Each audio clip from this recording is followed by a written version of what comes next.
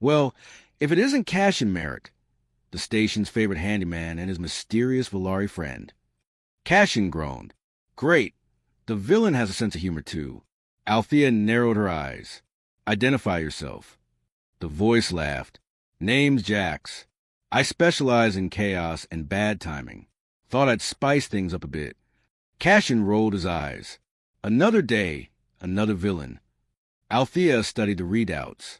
Jax has breached multiple subsystems. He is toying with us. Or testing our limits, Cashin said, eyes gleaming with mischief. I say we give him a show. They worked together, Althea's precision and Cashin's ingenuity blending into a seamless counterattack. She marveled at his creative problem-solving, while he admired her calm under pressure. As the station stabilized, the lights returned to normal, gravity settled, and the alarm ceased. Cashin wiped his brow. Well, that was fun. Want to do it again sometime. Althea tilted her head. You find danger enjoyable? Only the parts where I don't die. She smiled, a small but meaningful curve. I may consider that enjoyable as well.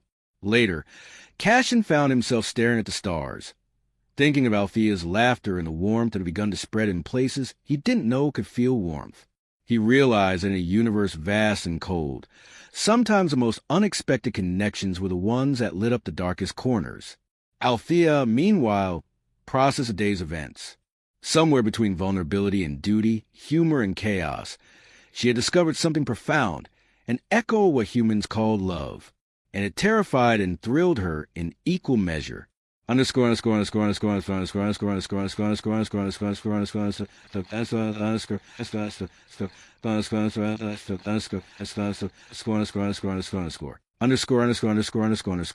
The morning arrived with a peculiar hum, as if the station itself was waking up from a restless dream. Althea stood by the viewport, her gaze fixed on the swirling nebulae beyond. Cashin's message blinked repeatedly on her comm, an invitation for breakfast in the galley. She hesitated only a moment before accepting, surprising herself with the warmth that spread in her chest. This was new, uncharted territory. In the galley, Cashin was already orchestrating a chaotic breakfast scene. Protein packs strewn across the counter, a malfunctioning replicator sputtering synthetic eggs. Welcome to the breakfast of champions, he declared, flipping a jelly-like omelet that promptly folded itself into a puddle. Althea studied the mess. Your culinary methods appear inefficient. It's part of the charm, Cashin said with a shrug. I like to keep the breakfast gods entertained. She frowned, trying to grasp the human concept of humor once more. Your humor remains elusive. Don't worry, it'll catch up to you, he said, handing her a steaming cup of something suspiciously brown. Try this. Earth coffee. It's bitter, chaotic, and addictive. She sipped cautiously. The bitter warmth was an assault on her Valari palate, but strangely invigorating. It is acceptable. Cashin grinned. Progress. Their laughter was interrupted by a sudden commotion outside. Alarms blared, and the station's AI Omega announced a breach in the cargo hold. Cashin and Althea exchanged glances and moved swiftly toward the source. Upon arrival, they found a group of smugglers attempting to bypass security. The leader, a wiry human with a nervous grin, spotted them. Hey, just doing a little inventory check. No harm meant. Cashin raised an eyebrow. Inventory check or unauthorized heist? The smuggler's grin faltered. Look, I'm just trying to make rent. You don't got to be so hostile. Althea stepped forward, her tone icy but curious.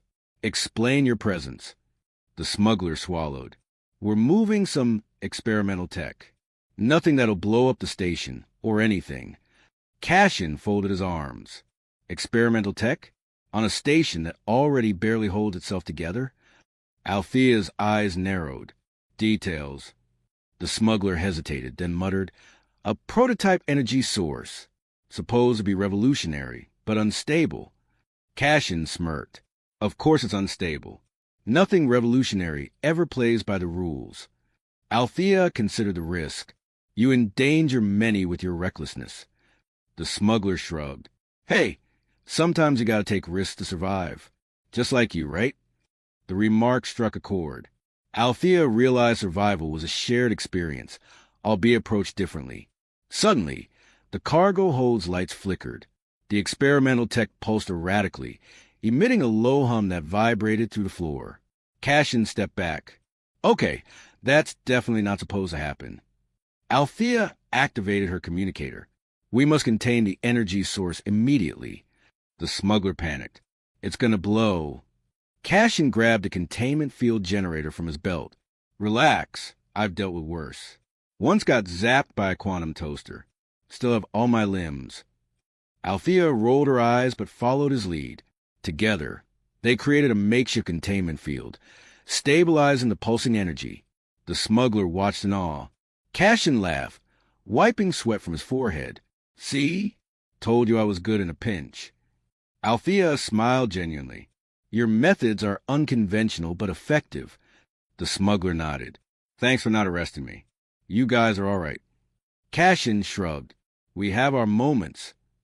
As they escorted the smugglers off the station, Althea reflected on the delicate balance of order and chaos that kept life humming here. It was messy, unpredictable, and alive. Later, Cashin teased. You know, for an alien warrior, you're surprisingly good at letting chaos slide.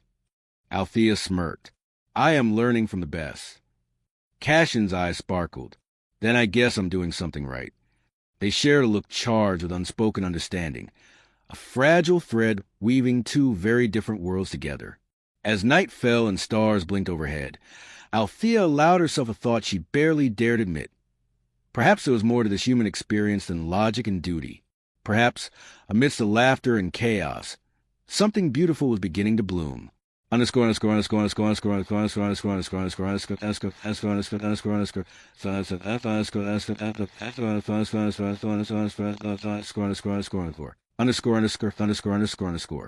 final day aboard the station arrived with an air of quiet expectancy, as if the universe itself was holding its breath. Althea found herself standing again by the viewport, the endless cosmos stretching before like an infinite question. Cashin appeared beside her, hands stuffed in his jacket pockets, wearing that easy grin that always managed to both annoy and comfort her. Last day before the shuttle leaves, he said. You ready for this grand adventure called saying goodbye without sounding like a soap opera? Althea regarded him. Goodbyes are logical. Yeah, well, humans have mastered the art of making the logical feel like a rock concert, loud, awkward, and with a lot of tears. She hesitated, the long ears twitching subtly. I have learned much about your species and myself. Cashin nodded. You've been through a lot. From not knowing what a compliment was to being a pro at sarcasm. Althea smirked. I am still working on sarcasm. It is a complex algorithm. Cashin laughed. Don't worry, you nailed it better than most. They shared a moment, the unspoken understanding weaving tightly between them. Suddenly, Omega's voice interrupted softly. Alert. Incoming transmission from Jax. Althea raised an eyebrow. Our charming antagonist returns. Cashin chuckled. I hope he's got better jokes this time. The transmission flickered on the screen. Jax's face, smeared with a mischievous grin, appeared. Well, if it isn't the dynamic duo. Thought I'd drop by before you leave. No hard feelings, right? Cashin rolled his eyes. Jax, if you're planning another sabotage, you're about 3 seconds late. Jax shrugged. Just wanted to say, you both surprised me. Althea, you're not just a pretty face with long ears. And Cashin, you're less annoying than usual. Althea folded her arms, hiding a smile. Your flattery is suspicious. Jax laughed. Fair enough. Maybe I'll leave you two alone for now. The transmission ended. Cashin shook his head. That guy, trouble follows us like a bad habit. Althea looked out at the stars again. Life is unpredictable, and so are connections. Cashin's gaze met hers. You taught me that even the coldest hearts can thaw. She considered her journey, from the moment a simple compliment threw her into confusion, to discovering laughter, danger, and something far more profound. Your eyes are mesmerizing, she whispered, echoing the words that started it all. Cashin smiled softly. And you forgot to breathe. She laughed. a sound that now felt natural and freeing. As the shuttle's engines hummed, ready to carry them to different paths, they stood side by side, no longer alien to each other's worlds. The universe was vast, but they had found a constellation of their own, a connection that transcended species, logic, and even the chaos of a quantum toaster incident. Until next time? Cashin asked. Althea nodded. Until next time. And with that, they faced a future. Uncertain, unpredictable, but filled with the promise of more moments that would make even the stars jealous. The crater stank of ionized blood and melted polymer, and Eli Vance was pretty sure his left boot was stuck to someone's exosuit. He twisted his foot, frowned, and gave it another tug. A disgusting squelch followed, and he finally staggered free, nearly tripping over the half-melted corpse of what he assumed used to be a Sholin, or a vending unit with teeth. Hard to tell these days. Disgusting, Sally muttered behind him, her voice flat as an airlock's hiss. You humans have an uncanny talent for stepping in things that used to scream. Eli turned, hand resting on his rifle, but more for show than practicality. It wasn't loaded. He'd run out of ammo 3 corridors ago. Yeah, well, some of us were raised in cities. I grew up dodging feral snack drones in alleys. I'm trained for this. Sally's long ears twitched. It usually meant she was annoyed, or amused, possibly both. Explain again why we're crawling through a derelict cruiser in a dead system surrounded by radiation storms?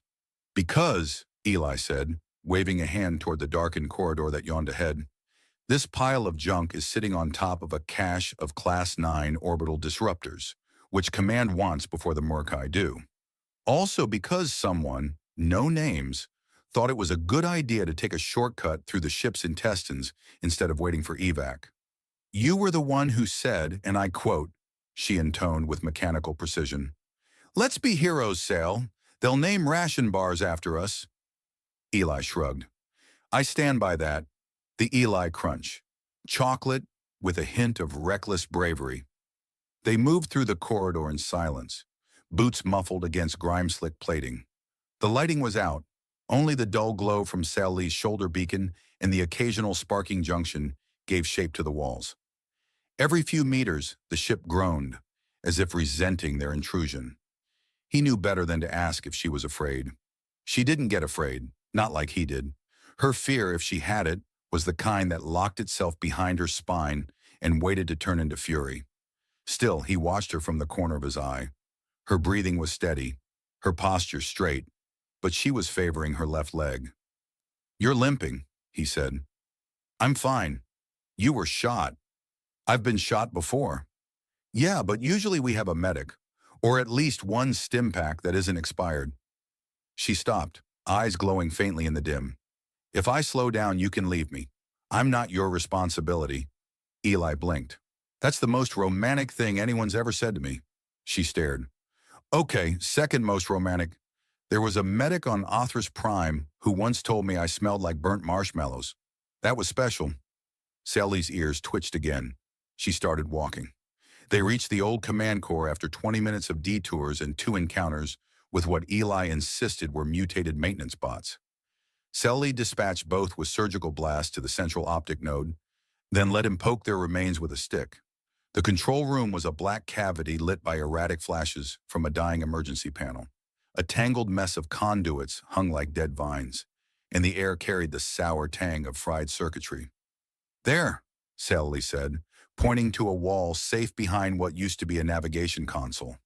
She pried it open with her knife, fingers moving with practiced precision, and retrieved a sealed package the size of a small child. Disruptors? Eli asked. 3 of them, enough to destabilize a moon. Or power a mid-sized toaster. She gave him a look.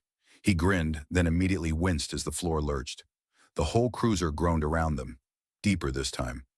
Grav stabilizers are collapsing, Sayali said, slinging the pack over her shoulder.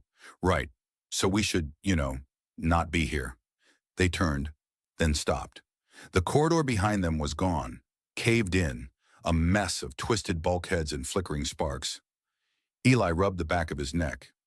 I'm going to take a wild guess and say the other exits are also buried in scrap? Sally didn't answer. She was already checking her wrist scanner. After a moment, she frowned.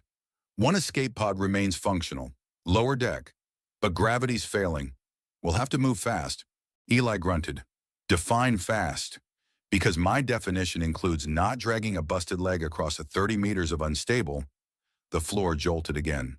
Right, he said. Jogging it is. They ran, or hobbled. In Sayali's case, a stubborn limp. In Eli's, more of a stumble with style. The hallway pitched as they moved, emergency lights strobing, alarms howling in alien tongues that made his teeth itch. At one point, a panel exploded beside them.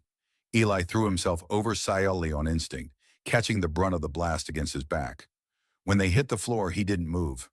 Eli, he groaned. Still alive, just thinking about how many parts of me are going to ache later. I think my spleen tried to escape. She rolled him off and sat up. Her face hovered close. He looked up at her, smoke swirling behind her head like a halo. You could have been killed, she said. You're welcome, he coughed. Besides, I like you. She blinked. You like me? Yeah. He winced. And not just in the you're good at shooting things way, though that too. She stared. I mean it, he said, quieter now. I want to start a family with you. Silence.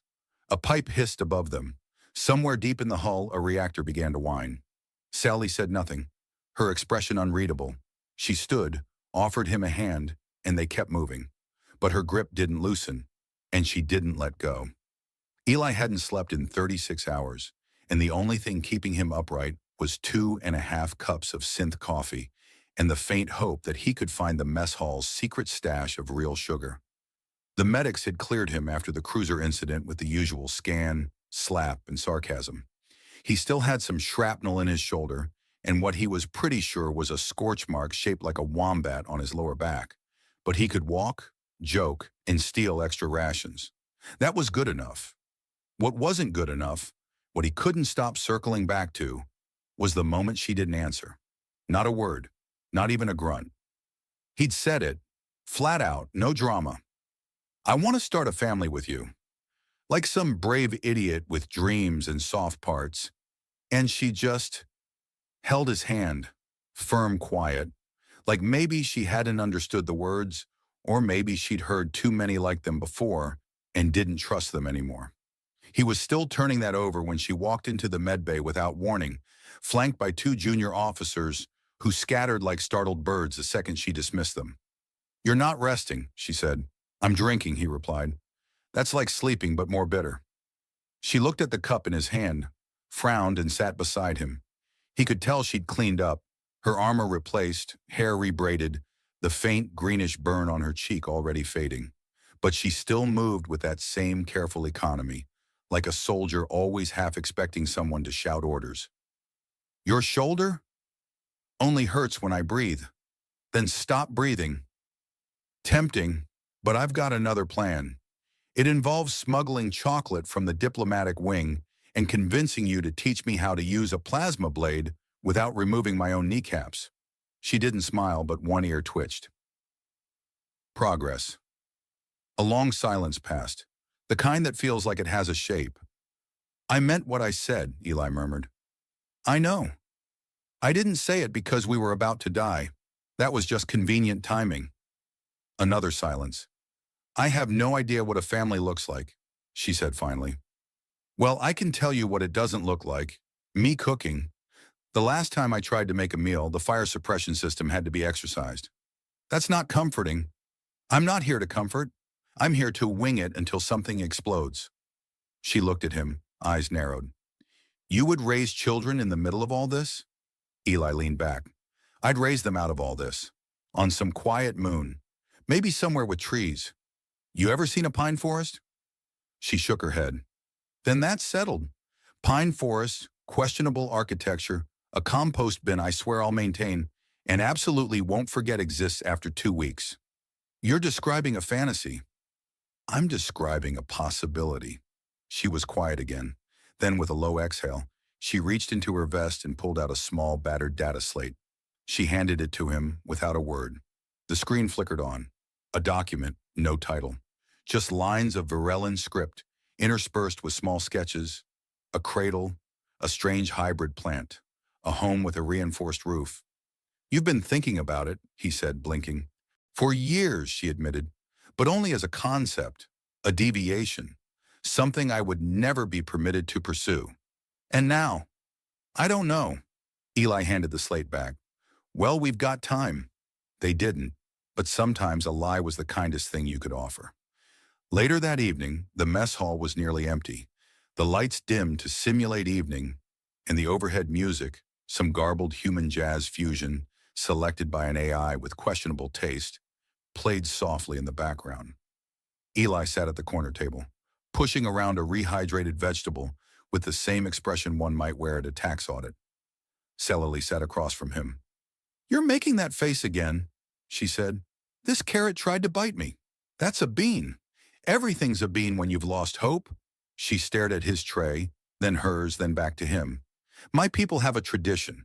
When we consider building a future with someone, we share our worst survival meal. That sounds terrifying. It is. What's yours? She slid a tin toward him. He opened it.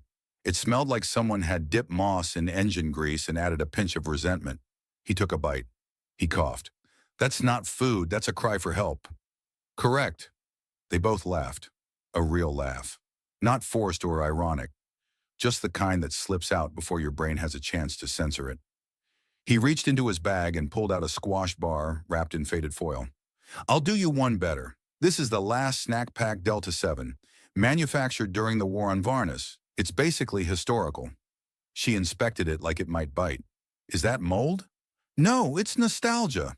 She bit it, immediately gagged. It tastes like betrayal. Eli grinned. We're bonding. The next morning, orders arrived. Deployment schedules. Strategic overviews. Sally was being reassigned. She didn't tell him right away. Not because she was hiding it, but because she hadn't decided yet. There was an option to decline. Rare. Dangerous. But real. She stood in the hallway outside his quarters, hand hovering over the comm. Inside, she could hear him humming something off-key. Just say it, she whispered to herself. Say it, and let it break whatever it breaks. But she didn't. Not yet. She walked away, boots silent against the cold steel floor. 3 days passed before she said anything. Long enough for Eli to nearly convince himself it had all been a shared delusion. Long enough to build a tower of theories, each one more ridiculous than the last. Maybe she'd been reassigned to a secret diplomatic mission, or abducted by jealous admirers.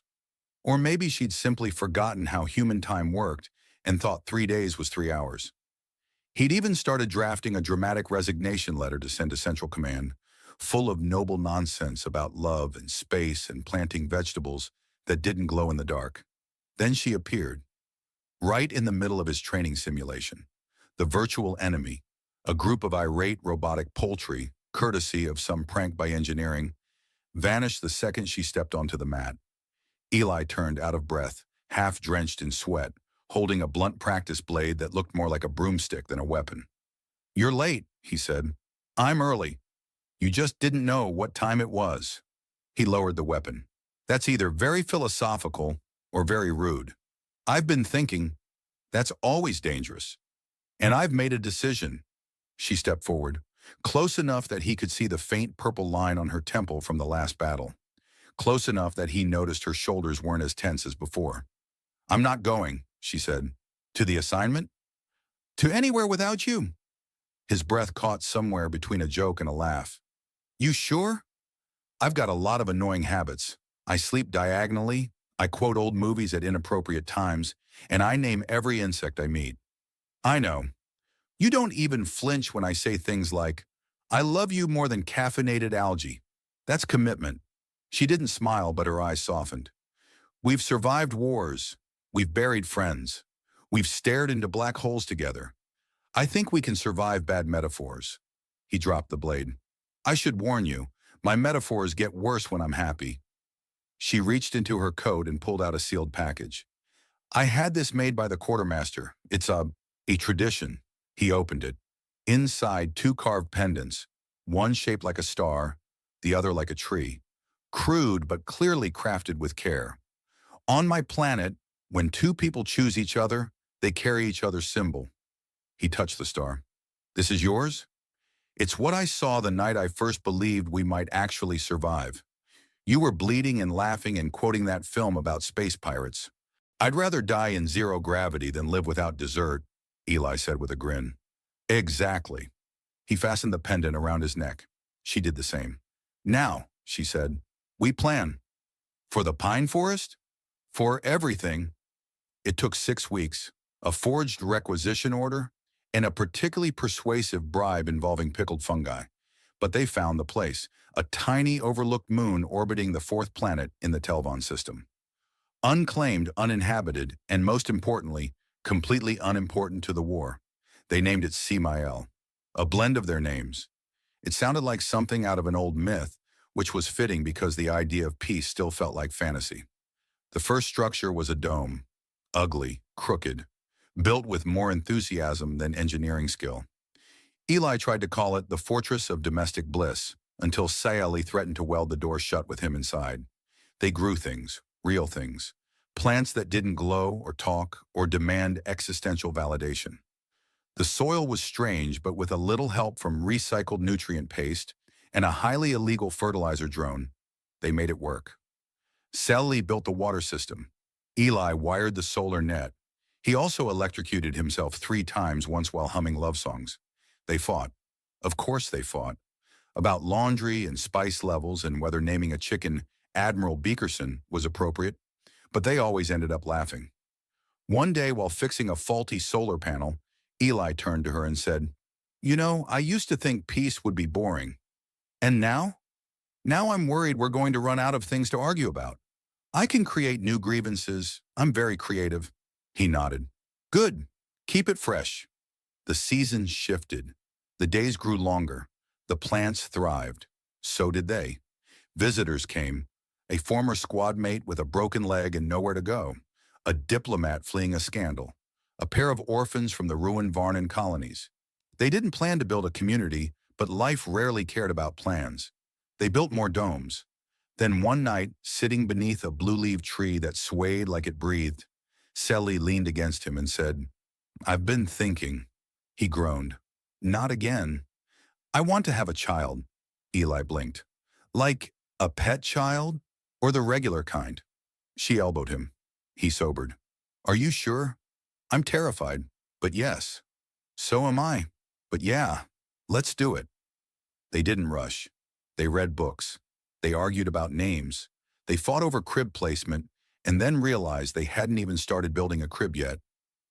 Months passed. When the child finally came, curious eyes, long ears, laughter like music, Eli held them with trembling hands and whispered, "Welcome to the chaos." They named her Lyra. In the old Virellan tongue, it meant hope grown in dark places. Years went by. Eli planted trees taller than the dome. Selly taught Lyra to hunt with a bow and how to swear in 3 galactic dialects. They hosted dinners for ragged veterans and lost wanderers. They argued, made up, built, broke, healed. And one evening, while the stars stretched wide over their tiny world, Eli stood beside Sayeli, their daughter asleep inside, and said, "I still can't believe you didn't run when I told you I wanted this." "I didn't run," she said, resting her hand on his, "because I wanted it too." He looked at her, at the woman who had once wept silently when offered a future she thought impossible, and he said softly, "Thank you for choosing it with me." She smiled then, for real. "Thank you for not giving up."